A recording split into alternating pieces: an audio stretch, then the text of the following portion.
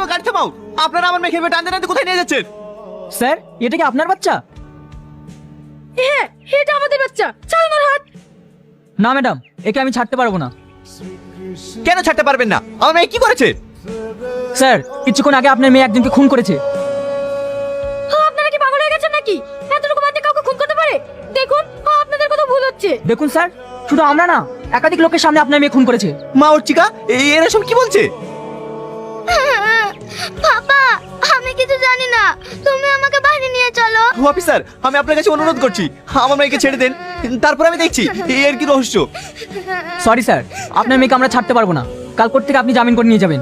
এই চলো। পাপা, মা। শোনো মা, তোমার কোনো কষ্ট হয়নি তো? হোগো, আমার মেয়ে নির্দোষ তো? না, আমার মেয়ে নির্দোষ না। জানো, আজ আমি নিজের কাছে অনেক ছোট হয়ে গেছি। আমি আইনের রক্ষক হয়ে